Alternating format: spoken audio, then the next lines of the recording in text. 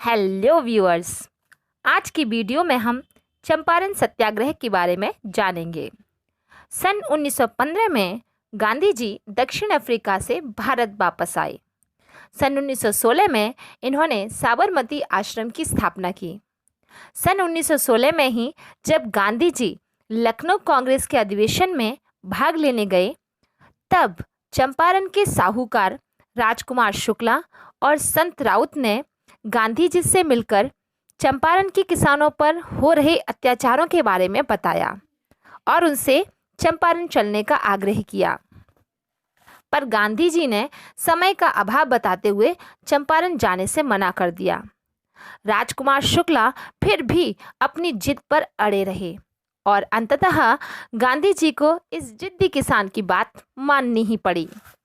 10 अप्रैल सन 1917 में गांधी जी ब्रजकिशोर प्रसाद, राजेंद्र प्रसाद, नारायण सिन्हा सहित कई साथियों के साथ चंपारण पहुंचे।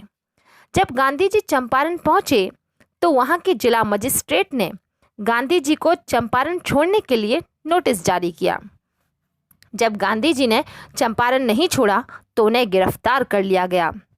चंपारण के किसानों को जैसे ही इसकी खबर लगी, उन्होंने पुलिस स्टेशन सहित कोर्ट के बाहर प्रदर्शन किया, जिसके बाद गांधी जी को रिहा कर दिया गया।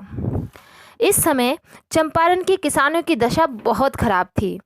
वहाँ 3 कठिया पद्धति चलन में थी, अर्थात किसानों को अपनी जमीन के 3 कट्ठे भाग यानी कि 5% भाग पर नील की खेती करनी होती थी।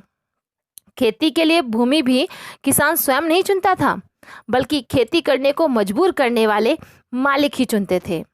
वे सबसे अच्छी जमीन पर ही नील की खेती करवाते थे। कर्ज के बोझ तले दबा भूखा नंगा किसान सब तरह से मजबूर था। अशिक्षित होने के कारण जमींदारों और अंग्रेजों द्वारा उनका शोषण हो रहा था। उन्हें खेती की सही कीमत भी नहीं दी जाती थी। लगातार नील की खेती से उनकी जमीन की पैदावार क्षमता भी कम होती जा रही थी। ऊपर से बहुत सारे कर वहां के गरीब अशिक्षित किसानों पर थोप दिए गए थे। आखिरकार गांधी जी ने कमान अपने हाथों में ली और 19 अप्रैल सन 1917 को चंपारण सत्याग्रह शुरू हुआ।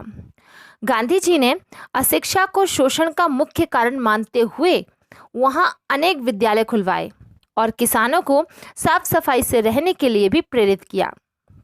चंपारण के किसानों ने गांधी जी का नेतृत्व स्वीकार किया तो ब्रिटिश सरकार को आखिरकार गांधी जी के सामने झुकना ही पड़ा और इस तरह एक कृषि समिति का गठन किया गया, जिसमें गांधी जी को शामिल किया गया। कुछ दिनों बाद ही कृषि विधेयक पारित हुआ। विधेयक में जमींदारों की मनमानी खत्म करने और किसानों को उनकी मेहनत की सही कीमत देने की बात कही गई। इस तरह यह चंपारण सत्याग्रह पूरी तरह सफल रहा। चंपारण सत्याग्रह गांधी जी का पहला सत्याग्रह था। इसी आंदोलन के दौरान ही पहली बार संत राउत ने गांधी जी को बापू के नाम से पुकारा था।